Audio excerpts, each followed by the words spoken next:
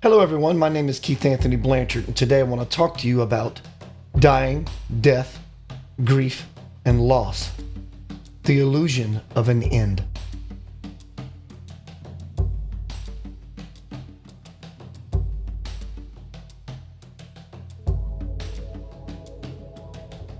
In 1988, I had moved to Memphis, Tennessee from South Louisiana. After somewhat getting settled, after about 2 weeks, I received a phone call from my sister informing me that my older sibling was passing away due to complications of an abscess. She had Friedreich's ataxia most of her life, and because of this abscess, her body was too weak to fight it. And so I left to go to South Louisiana to be with my sister and my family in this pivotal time of all of our lives. On my sister's deathbed, saying my goodbyes, holding her hand, something very, very odd began to happen. Now, keep in mind, this was before I'm walking my conscious spiritual path. When I grabbed my sister's hands to say my goodbyes, and just to be in her space and in her essence one last time, something was beginning to transpire with her and I. I felt as if she was pulling me out of my body and wanting to take me with her. I felt it. It felt natural somewhat, that she was reminding me of this place that she was now beginning to move toward. But it was somewhat a little bit too much for me to handle at that present state of awareness. So I sat down and leaned against the wall, and my parents, of course, came up to me and asked me, "Keith, are you all right?" And I assured them I was just fine. I felt a little lightheaded. Somehow, magically, maybe because she tried to pull me out and show me something from a different perspective, that some part of me connected to wholeness. I didn't feel that my sister's passing was something of a tragedy. Many years later, the grand design, God, was prompting me to go to South Louisiana to see my parents, because my son at the time, who had only seen my father and my mother maybe 5 times since he was born, I felt that I should go down there. My parents were getting older, definitely getting older. And I wanted them to spend as much possible time together as possible. My son's mother at that time suggested, "Keith, why don't you just go down to South Louisiana during the normal Christmas school break? That way he doesn't have to miss school." Something inside of me was not okay with that, and that I must head towards South Louisiana. So I contacted the school, and they told me that, Keith, if your parents were deceased, or for that reason, it would be okay to take your son out of school down to South Louisiana. But right now we can't allow that. And I said, isn't it ironic that his grandparents are alive, which is vital and important, that it's not allowed without being absent in school? But yet, if they had died, that would be okay. She says, "Yes, the principal, that is. Yes, Mr. Blanchard, I understand that. But I get the feeling that you're going to take him anyway." I said, "Yes, ma'am, I will." So we arrive in South Louisiana. 2 hours later, after taking a nap, because we arrived at about 6 in the morning, trying to get some rest from the long trek on the road, which is about 7 hours. I had mentioned to my dad that we were going to go get some rest. And he said, "Well, that's fine. And when you wake up, your mother will be ready to see you." Well, when I woke up, that was not the case at all.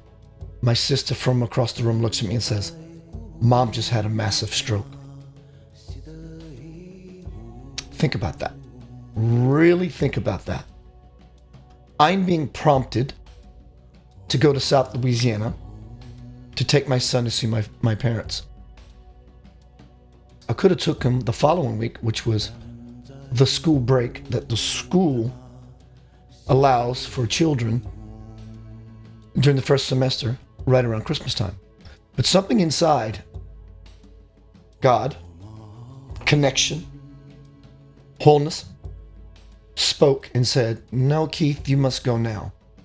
Only to get to South Louisiana 2 hours later for my mother to have a massive stroke, go to the hospital, to be sent back home, to die. 4 months into the future, my mother came to me in such a magnificent, powerful way. Out of a father, 4 of the siblings, why is it that my mother has not yet made herself known to the rest of my family to this day? My mother's been passed about 4 years. When my mother was dying on her deathbed, I had no grief, none. There was some tears of the missing her that I knew that was going to come about, but I had no pain.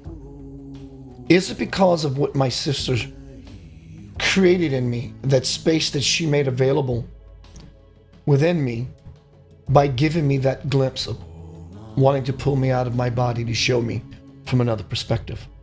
The prompting that I received to go see my mother, her reassurance by visiting me in an amazing way.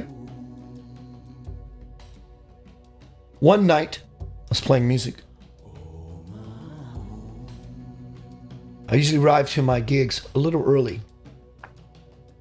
I like to get settled in. I don't like the busy-mindedness of being under a time constraint and having to plug all the PA system in and sound checking and tuning my guitar and making sure that everything's right down to the wire. I just can't function with a peaceful mind like that. So I was there about 6:30, and a friend of mine I have not seen in quite a while comes up to me and, hi, Keith, and how are you doing? And, saying hello and just kind of getting in her space a little bit, asking her some questions. So what's been going on? Well, Keith, I'm having some difficulty in my life surrounding this, that, and the other, and really pouring her heart out. But there was something encrypted in her message to me. Indirectly, she kept telling me she wants to die. I wish I could see my ex-boyfriend who had died, tell him how sorry I am. I wish it was me instead of him. I wish I can tell him face to face. And after hearing this for a while, I would share with her, Amber, you might want to be careful what you're asking for. You're indirectly telling the universe that you want to die. And if that's a choice you're making consciously, then that is your free will choice. But nonetheless, you are affirming to the universe that you had enough of this place.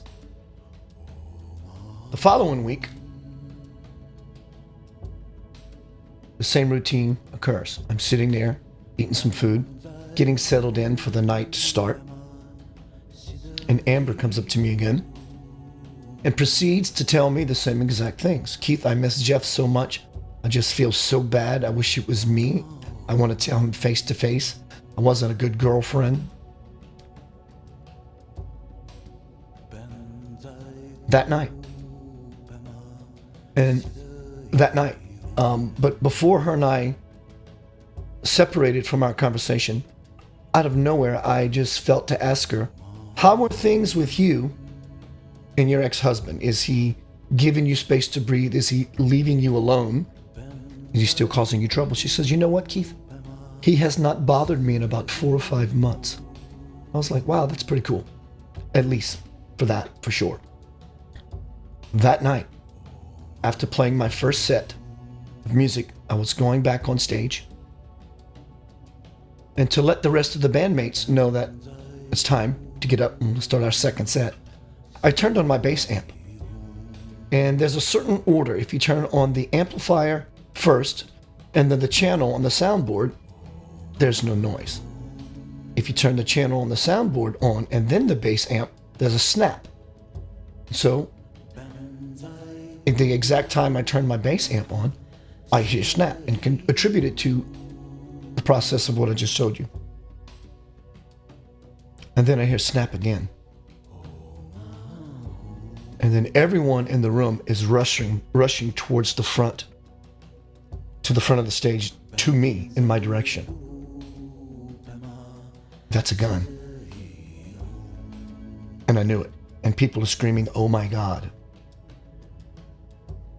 And as I affirm to myself, that's a gun, I'm automatically in denial. This can't be happening. But yet, at the same time, I'm ducking down. 45 seconds later, a minute later, when I realized whatever was happening was over with, Nosy Keith, or yet am I being prompted, decides I'm going to go investigate. Only to find my friend, Amber, laying on the floor, dying from a gunshot wound to the back. It just so happened her ex-husband came to the door of the club, paid $2, scrounged in his pocket for change, looked around the room, found her, walked up to her, pushed the people out the way, and put a pistol to her back and shot her dead. When I walked around the room and saw her lying on the floor, I immediately went up to her. And there were some paramedics and some police officers that were fans of the band. And they said, "Where are you going?" And the nurse said, "Let him go. She would want to be in his space." I ran immediately up to her, put her hand and her head in my hands, and began to cradle her and speak to her in the ear, saying the act of contrition in my own way, and telling her that if she wanted to go, have a blissful ride and I wish you well, but if you want to stay, that would be equally as beautiful. Needless to say, she did not survive. But what I want to share with you, the anxiety, the fear, the anger that I had when I was on stage, when this began, when I heard the gunshots and everybody screaming and running. When I touched Amber, it all went away. This horrific event suddenly, strangely, somehow became very beautiful to me. I was fortunate. I felt blessed and honored to be the person that would comfort her in her dying, in her life. The most amazing transition of life, ironically, is death. And that God and herself trusted me to be that person to whisper sweet somethings in her ear. It's a very beautiful experience for me. Death is not the end. We often associate pain to suffering, and suffering to death, and death being the end. It's not. If you have loved ones in your life that have crossed over, went back home, and you miss them, of course you do, I suggest whatever it is you might be carrying around, the dying, the death, the grief, the loss. We have all lost people in our lives in many different ways, in relationships that go bad and in dying. But loss, it's an illusion. You haven't lost anything. And I know from experience, as well as working with people, we grab on because we don't want to let go. And that's beautiful. But when you realize that you're grabbing on and holding on to their being invisible. And to those things that you feel bad about, the guilt, the things I should have done, shouldn't have done, should have said, shouldn't have said, this is blocking you and blocking them from making the connection. They cannot violate your free will. They will not violate your free will. But also, they can't find a way in to get to you, to say hello, to give you that reassurance, not only for your place when it's your turn, but to let you know that they are okay. But to also have an ongoing dialogue with you for the rest of your time being embodied. Because you have to understand, they have not died. They're living in spiritual bliss. They're living here. They're living here. They're living all around you. They're in your auric field, your energy field. They're not in some heavenly locale gazillions of miles away in some inner plane. Yes, it might be an inner plane, but you are that inner plane. You have that plane, that dimension within yourself. And if God is everywhere all the time, there's no place it is not. God is omnipresent. What does omnipresent mean? It means present in places, every place, all places at all times. So your loved ones are with you and around you all the time. It's the grief, it's the loss, it's the death, and it's the dying. It's these ideas and the connotation that is attached to all those ideas of separation that are doing you the disservice of being able to reconnect again in a conscious way. If you truly want your loved ones to be back into your conscious experience, you have to want it. You have to desire it. You have to put aside those things that are not serving you and your goal.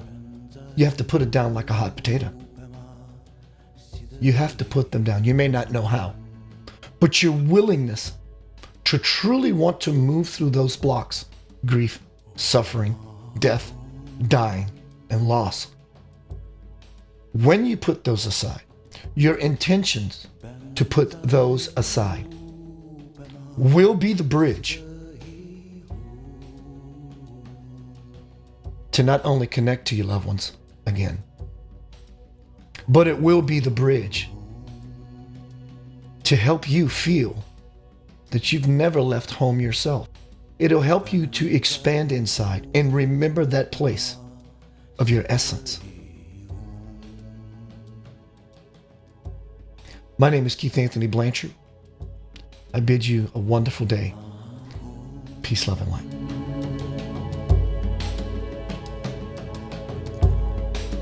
Benzai Guru Brahma Siddhi